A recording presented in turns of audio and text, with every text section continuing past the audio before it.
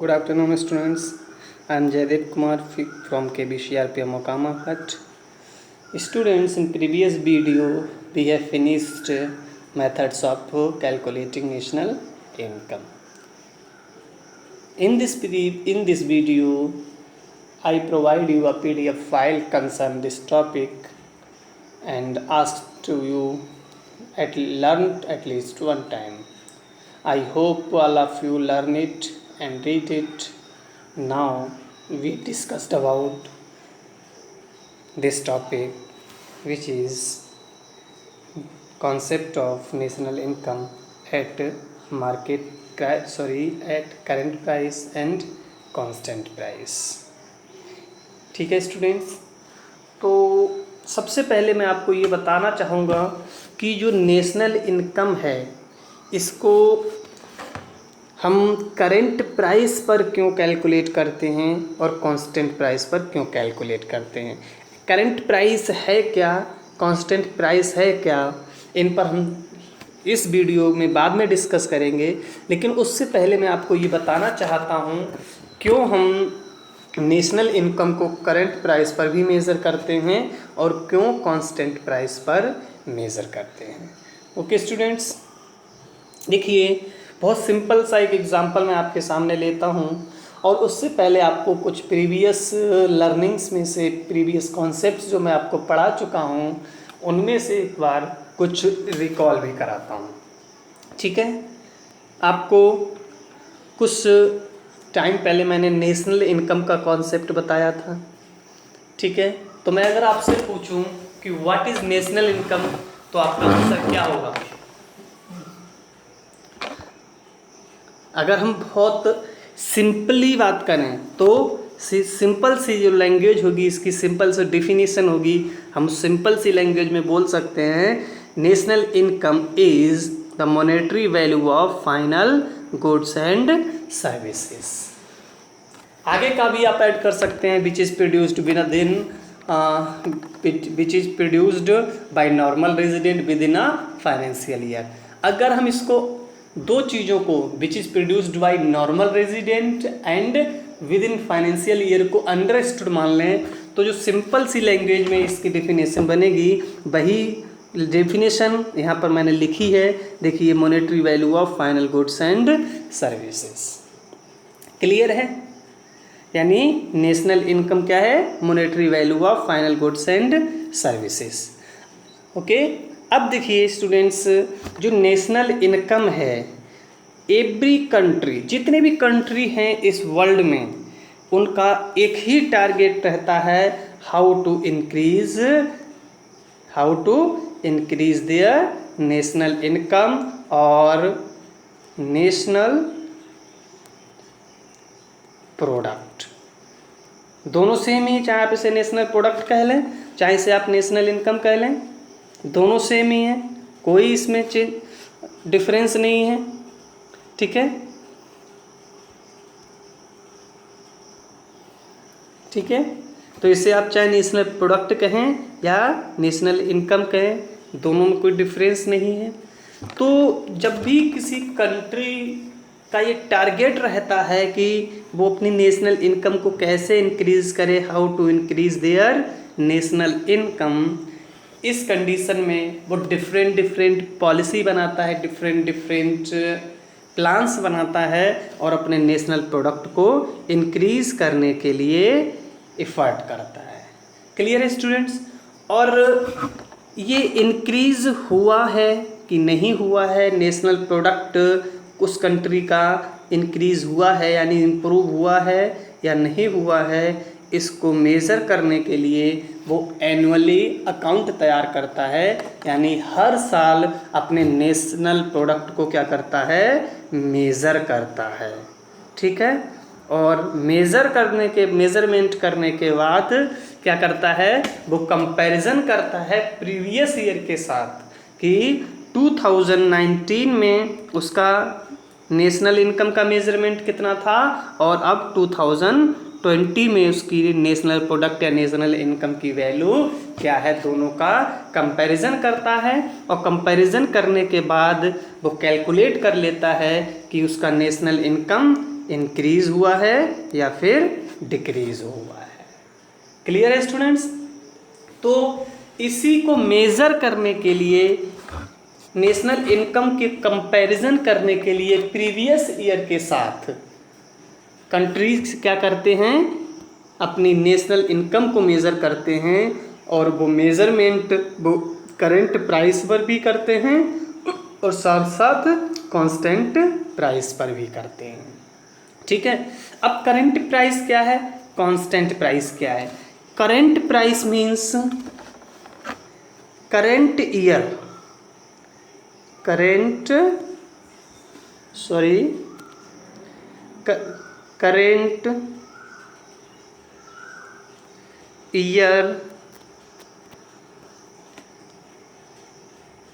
Current year price.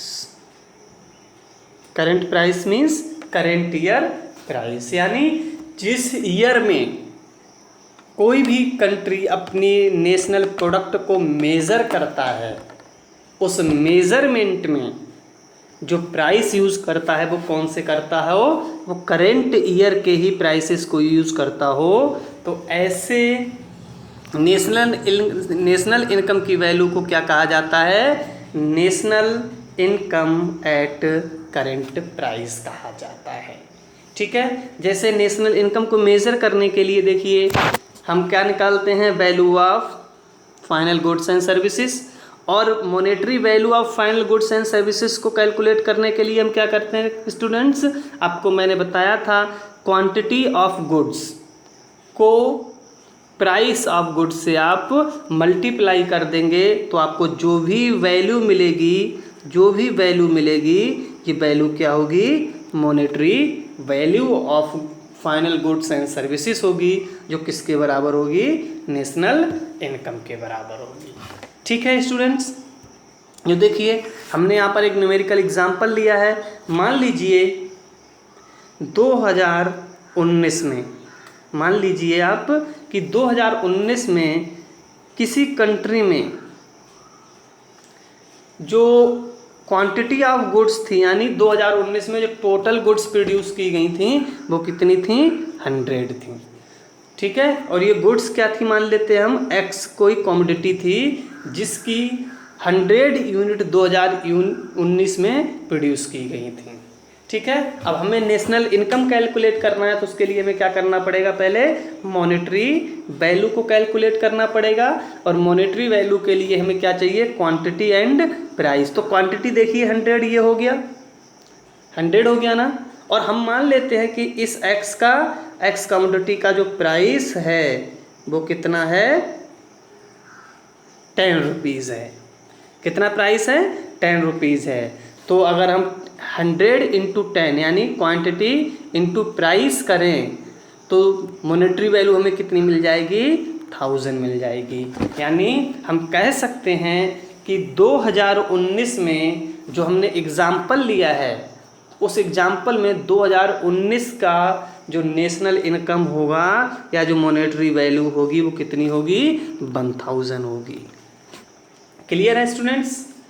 अब देखिए दूसरे एग्जाम्पल में हम क्या करते हैं, 2020 की बात करते हैं। ठीक है, हम 2020 की ही बात करते हैं। 2020 में उसी एक्स कमोडिटी की बात करते हैं जो जिसका एग्जाम्पल हमने 2019 में लिया था। ठीक है, 2019 में कितनी क्वांटिटी यूज हुई थी, 100, और हम मानते हैं कि 2020 में भी कितना प्रोडक्शन हुआ, 100 का ही। लेकिन 2020 में जो एक्स का प्राइस था स्टूडेंट्स वो चेंज होके पहले कितना था, 10 था, अब वो चेंज होके कितना हो जाता है, 20 हो जाता है, यानी ये। क्लियर? तो ऐसी सिचुएशन में आप देखिए 100 इंटू 20 जब हम मॉनेटरी वैल्यू निकालेंगे तो 100 इंटू 20 करेंगे तो हमें कितना मिल जाएगा, 2000 मिल जाएगा, जो कि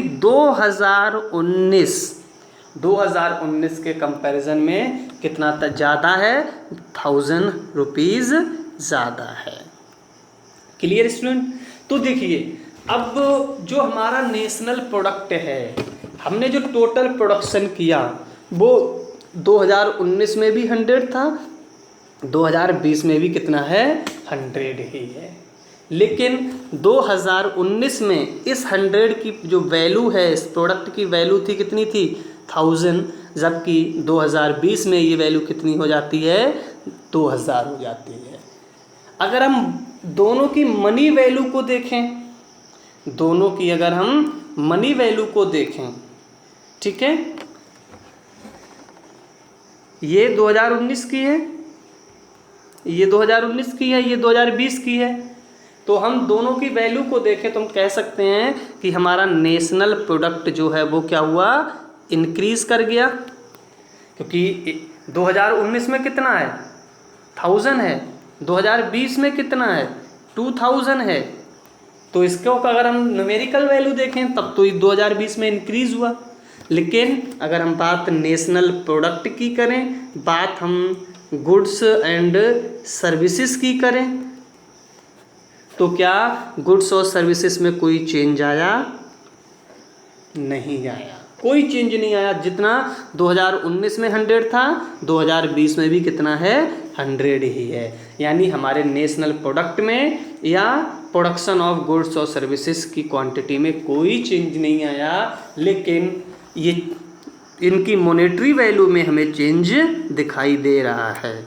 तो ये चेंज किसकी वजह से आया, चेंज इन प्राइस की वजह से आया, चेंज इन प्राइस। देखिए 2019 की अगर आप बात करोगे तो 2019 में भी क्वांटिटी 100 थी, 2020 में भी क्वांटिटी 100 थी, लेकिन दोनों में प्राइस देखें तो यहाँ पर प्राइस कितना हो गया, डबल हो गया।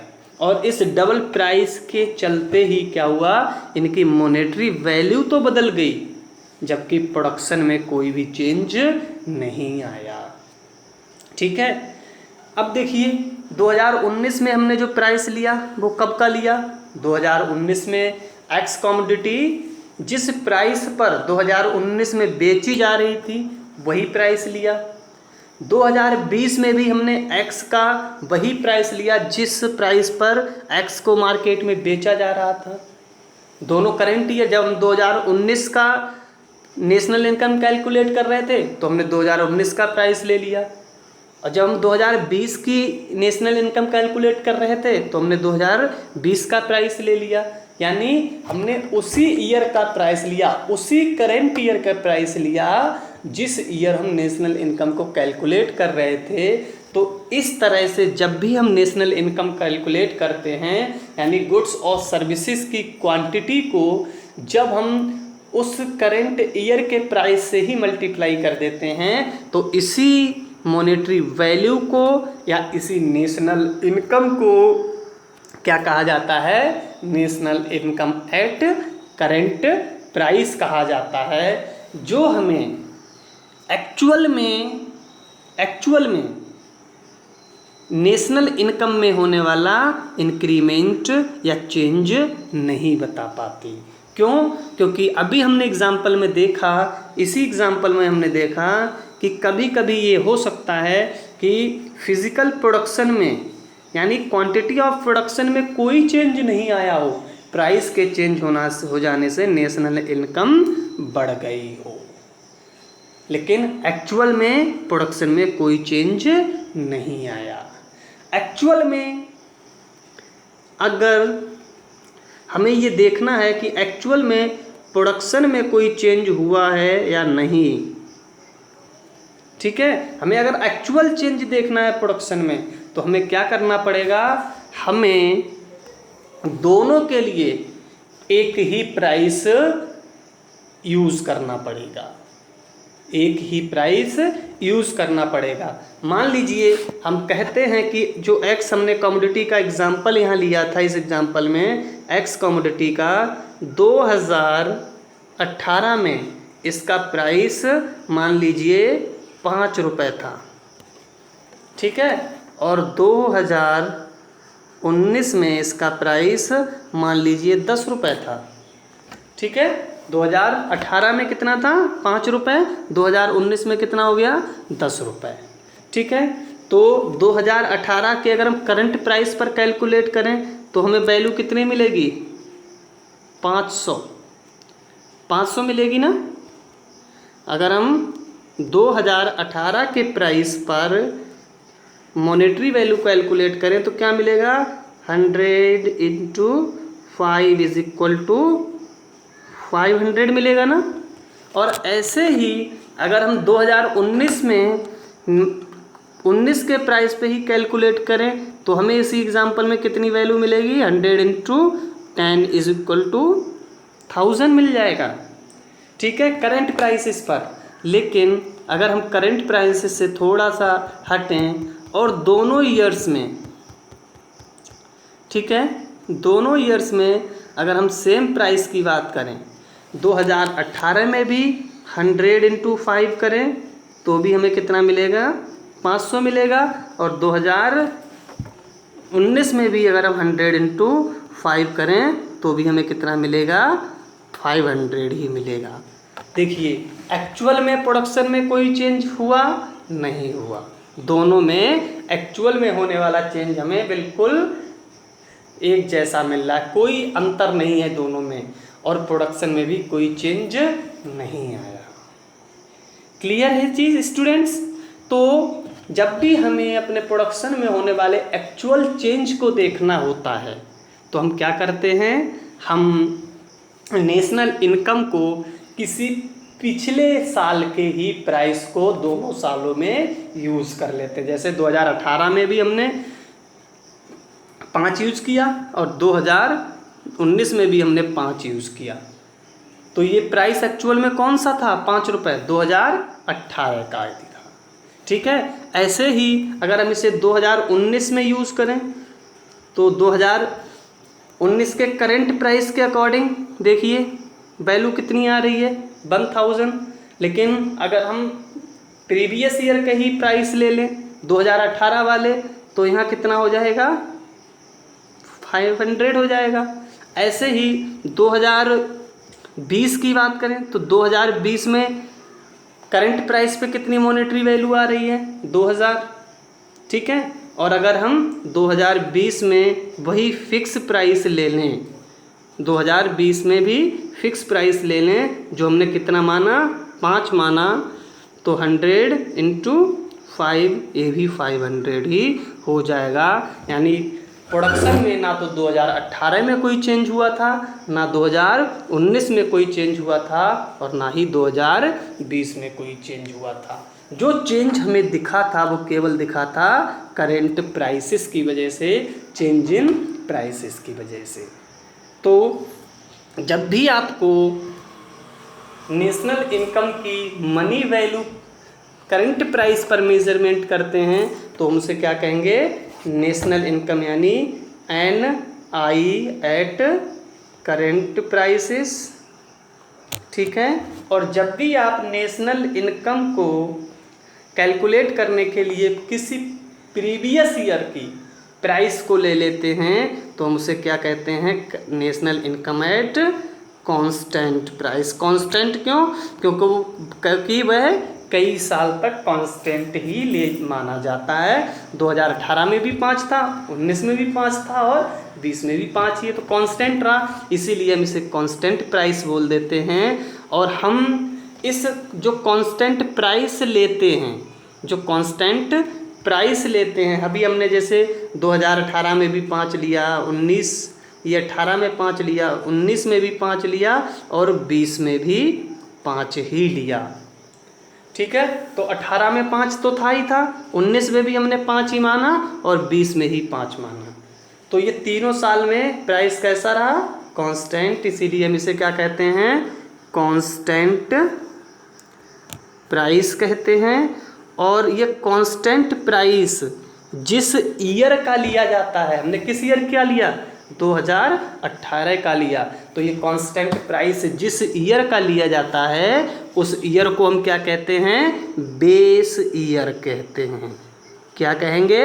Base year. यानी हम जो नेशनल इनकम कांस्टेंट प्राइस पर कैलकुलेट कर रहे हैं उसका बेस क्या है, कौन सी साल को हमने बेस माना है, तो इस एग्जाम्पल में हमने 2018 को बेस माना है, इसीलिए ये क्या हो गया, 2018 बेस ईयर हो गया। और करंट ईयर कौन सा होगा, मान लीजिए 2019 में हम अगर कैलकुलेट नेशनल इनकम कर रहे हैं तो 2000 मान लीजिए, अगर आप 2018 का प्राइस ले रहे हैं और 2019 में कैलकुलेट कर रहे हैं तो 2018 क्या होगा, बेस ईयर होगा, और 2019 में कैलकुलेशन कर रहे हैं इसीलिए 2019 को क्या कहा जाएगा स्टूडेंट, करेंट ईयर कहा जाएगा। क्लियर है, आई होप आप समझ गए होंगे। और अब ये कांस्टेंट प्राइस और करंट प्राइस का कॉन्सेप्ट भी बिल्कुल क्लियर हो गया होगा। ठीक है स्टूडेंट्स, देखिए अब मैंने इनको डिफाइन भी किया हुआ है। तो देखिए नेशनल इनकम मैंने कहा दो तरह से आप कैलकुलेट कर सकते हैं, एक मॉनेटरी वैल्यू, दूसरा actual value. Actual value at constant price और monetary value at current price. Clear है, ये सब चीज़ें मैं आपको अभी डिस्कस कर लिया हूँ। फिर इसके बाद देखिए मैंने जो चीज़ आपको बताई है वही इसकी डेफिनेशन में लिखी है। यहाँ लिखा है देखिए, national income at current price, इसे हम क्या कहते हैं स्टूडेंट, कभी कभी नॉमिनल इनकम भी कहते हैं। नॉमिनल नेशनल इनकम या नॉमिनल इनकम या नॉमिनल जीडीपी भी कहते हैं।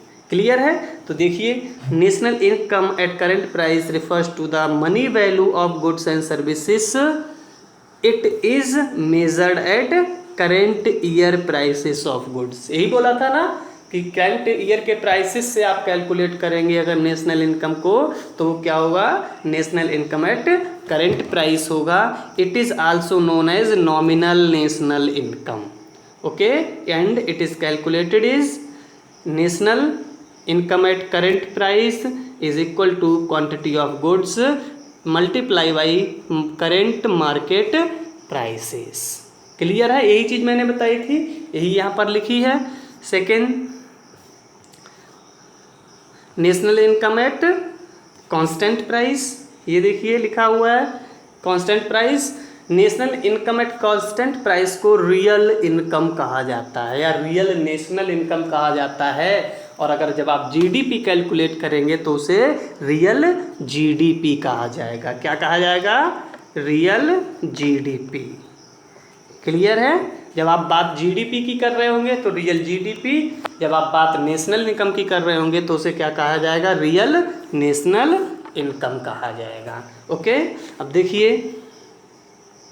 यहाँ लिखा है national income at constant price refers to the money value which is measured on constant price और बेस ईयर प्राइस। अभी बताया था मैंने बेस ईयर क्या है, हम जो कांस्टेंट प्राइस जिस ईयर का मानते हैं वही हमारा क्या होता है, बेस ईयर होता है।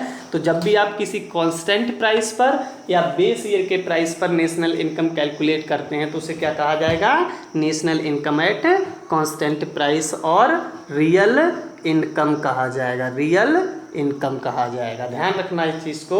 It is also known as real national income और रियल जीडीपी और real income and it is calculated as national income at constant price is equal to quantity of goods into base year price. वहाँ क्या था, यहाँ पे current year price, यहाँ क्या है, base year price. Okay students, कोई भी कंफ्यूजन हो आप कमेंट में पूछ सकते हैं, आप मुझे ग्रुप पे भी शेयर कर सकते हैं और आप पर्सनली फ़ोन भी कर सकते हैं, मैं आपको वहाँ भी सारे डाउट क्लियर करूँगा। ओके, ये तो स्टूडेंट रहा नेशनल इनकम। कभी कभी आपको मिल जाएगा नेशनल इनकम, लेकिन कभी कभी साथ साथ स्टूडेंट आपको मिल जाएगा रियल जीडीपी, रियल जीडीपी, या फिर आपको मिल जाएगा नॉमिनल, या फिर आपको क्या मिलेगा, नॉमिनल जीडीपी। जैसे यहाँ रियल नेशनल इनकम है, नॉमिनल नेशनल इनकम है, वैसे ही आपको रियल जीडीपी भी पूछा जा सकता है और नॉमिनल जीडीपी भी पूछा जा सकता है। तो आप रियल नेशनल इनकम और नॉमिनल नेशनल इनकम को सीख गए हैं तो आपको रियल जीडीपी और नॉमिनल जीडीपी में कोई कन्फ्यूज़न नहीं होना चाहिए। ये बात मैं आपको जब मैंने कॉन्सेप्ट ऑफ नेशनल इनकम पढ़ाया था तो वहाँ बता दिया था कि जब भी आप produced by normal resident add करेंगे इसी सेम डेफिनेशन में, नॉर्मल रेजिडेंट, तो यही क्या होगा, नेशनल इनकम होगा। नेशनल इनकम होगा, बताया था मैंने, ठीक है। नेशनल इनकम होगा जब आप लिखेंगे कि national income at constant price refers to the money value which is produced by normal resident, तो ये क्या हो जाएगा, रियल और नॉमिनल नेशनल इनकम हो जाएगा। और जब भी आप प्रोड्यूस्ड बाय नॉर्मल रेजिडेंट की जगह प्रोड्यूस्ड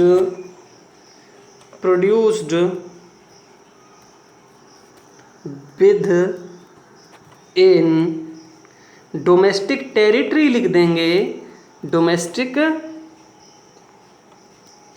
टेरिटरी लिख देंगे, तो यही क्या हो जाएगा, रियल जीडीपी या फिर नॉमिनल जीडीपी हो जाएगा। इसमें आपको मुझे नहीं लगता कंफ्यूज होने की कोई ज़रूरत होगी, ये मैंने आपको बहुत अच्छी तरह से बता दिया था।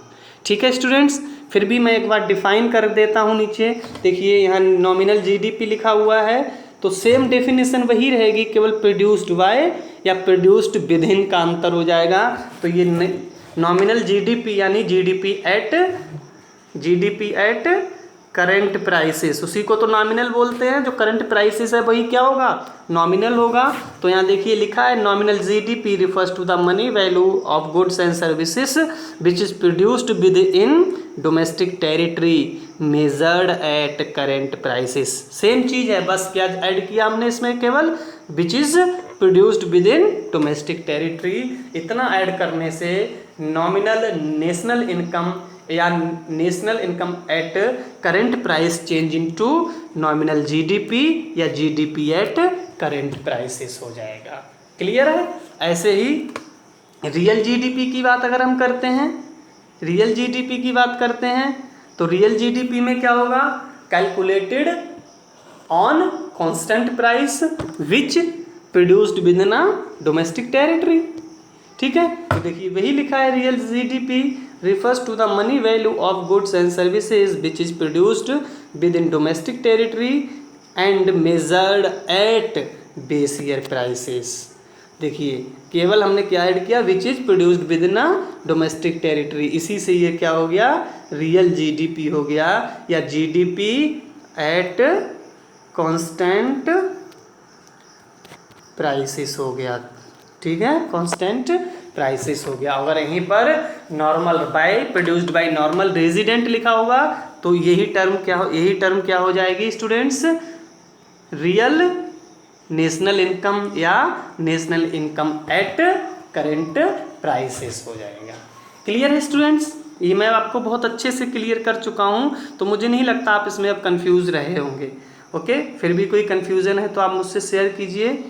ओके, अब देखिए जीडीपी डिफ्लेटर, जीडीपी डिफ्लेटर, तो मैंने आपको कहा, अभी बताया कि जब भी आप नेशनल इनकम को बेस ईयर पर और करेंट ईयर पर दोनों पे कैलकुलेट करते हैं, तो दोनों कैलकुलेशन पर या दोनों वैल्यूज़ के बीच एक डिफरेंस आता है, ये डिफरेंस आता है। ठीक है, और ये डिफरेंस किस वजह से आता है, वो डिफरेंस केवल आता है चेंज इन, किसकी वजह से आएगा, चेंज इन, यस, अगर आपका आंसर प्राइस है तो you are correct. Change in prices की वजह से कांस्टेंट प्राइस और मार्केट प्राइस पर कैलकुलेट की गई जो वैल्यू है दोनों में डिफरेंस आएगा। और हम जब इस डिफरेंस को ख़त्म करते हैं, निगलेक्ट करते हैं, तो उस प्रोसेस को, निगलेक्ट करने की प्रोसेस को क्या कहा जाता है? जीडीपी डिफ्लेटर कहा जाता है। या दोनों के बीच जो डिफरेंस होता है वो डिफरेंस किसके बराबर होता है? जीडीपी डिफ्लेटर के बराबर होता है। और इसे डिफाइन करने के लिए मैंने यहाँ पर देखिए स्टूडेंट्स लिखा है, GDP deflator is used to eliminate the effect of price changes on GDP. यानी जीडीपी में, real GDP and nominal GDP में जो प्राइस की वजह से या प्राइस इफेक्ट की वजह से जो चेंज आता है उसको एलिमिनेट करने के लिए हम क्या करते हैं? जीडीपी डिफ्लेटर का यूज़ करते हैं। और it is calculated as GDP deflator is equal to nominal GDP upon real GDP into 100। यानी जब भी आप nominal GDP, real GDP, nominal GDP को रियल जीडीपी से डिवाइड करके उसे 100 से मल्टीप्लाई कर देते हैं तो आपको जो भी आंसर मिलेगा वो कितना मिलेगा? जीडीपी डिफ्लेटर के बराबर मिलेगा। और दोनों वैल्यूज़ यानी नॉमिनल जीडीपी और रियल जीडीपी के बीच में जो डिफरेंस होगा वो इस जीडीपी डिफ्लेटर के बराबर ही होगा। ओके स्टूडेंट्स, तो आप जीडीपी डिफ्लेटर समझ गए होंगे। ठीक है स्टूडेंट्स, एक चीज़ और ध्यान रखनी है कि जीडीपी डिफ्लेटर जो होता है वो किसके बराबर होता है? प्राइस इंडेक्स के बराबर होता है। और ये प्राइस इंडेक्स क्या होता है, मैं आपको 11th में जब इंडेक्स नंबर स्टैटिस्टिक्स में पढ़ाया था तो वहाँ पर मैंने आपको प्राइस इंडेक्स बताया था। ठीक है, तो जीडीपी डिफ्लेटर किसके बराबर होता है? प्राइस इंडेक्स के बराबर होता है। और it is presented by price index is equal to nominal GDP upon real GDP into 100। ठीक है, जब आपको प्राइस, क्योंकि इस GDP deflator is equal to price index, तो हम जीडीपी डिफ्लेटर को इस तरह से भी लिख सकते हैं कि प्राइस इंडेक्स की जगह जीडीपी डिफ्लेटर या जीडीपी डिफ्लेटर की जगह price index is equal to nominal GDP upon real GDP into 100। Okay, और इसे आप और सॉल्व करेंगे तो इसे ऐसे भी लिख सकते हैं, real GDP is equal to nominal GDP upon price index into 100। Okay students, तो ये कॉन्सेप्ट ख़त्म हो गया है। यहाँ जो मैंने आपको अभी अभी जीडीपी डिफ्लेटर बताया और जो मैंने प्राइस इंडेक्स आपको बताया, इनके बिहाफ पर कुछ न्यूमेरिकल्स आते हैं। ये न्यूमेरिकल्स कैसे होते हैं, इन्हें कैसे सॉल्व करते हैं, मैं आपको नेक्स्ट वीडियो में बताऊंगा। तब तक के लिए आप इस वीडियो को अच्छे से देखिए, समझिए और लर्न करने की कोशिश कीजिए, अंडरस्टैंड करने की कोशिश कीजिए कि व्हाट इज़ नेशनल इनकम और GDP at current prices and what is GDP और national income at constant prices, and what is nominal GDP and what is real GDP and what is GDP deflator. Okay, and how to calculate GDP deflator and how to calculate price index and how to change real GDP to in nominal GDP और price index. Okay, यहीं पर based जो 3 question हैं, आपको price index दिया होगा, nominal GDP दिया होगा, आपसे रियल जीडीपी कैलकुलेट करा लेगा, या नॉमिनल जीडीपी और रियल जीडीपी दिया होगा, आपसे प्राइस इंडेक्स कैलकुलेट करा लेगा, या जीडीपी डिफ्लेटर दिया होगा, साथ ही साथ आपको रियल जीडीपी दी होगी और आपसे नॉमिनल जीडीपी कैलकुलेट करवा लेगा। इसी टाइप्स के न्यूमेरिकल स्टूडेंट्स इसमें आते हैं। वो न्यूमेरिकल मैं आपको अगली वीडियो में सॉल्व करके दिखाऊंगा। फिर कुछ न्यूमेरिकल आपको दूंगा, आप उसको रिवाइज कर लीजिए, उसकी प्रैक्टिस कर लेना। इसमें से लगभग 2 या 3 मार्क्स का क्वेश्चंस हर साल आता है, तो इसको आप इग्नोर नहीं करेंगे, अच्छे से सीखेंगे आप नहीं कहीं सीखने में कोई प्रॉब्लम आपको आती है तो आप मुझसे कांटेक्ट कीजिए, ग्रुप में शेयर कीजिए, सर ये प्रॉब्लम है, या आप मुझे पर्सनली फ़ोन भी कर सकते हैं, सर ये प्रॉब्लम है, इसका कैसे सॉल्यूशन करेंगे। मैं आपके सारे प्रॉब्लम, सारे डाउट्स को क्लियर करूँगा। ओके, तब तक आप इसे पढ़िए, मैं आपको न्यूमेरिकल भी नेक्स्ट वीडियो में सिखाऊँगा। Okay, thank you.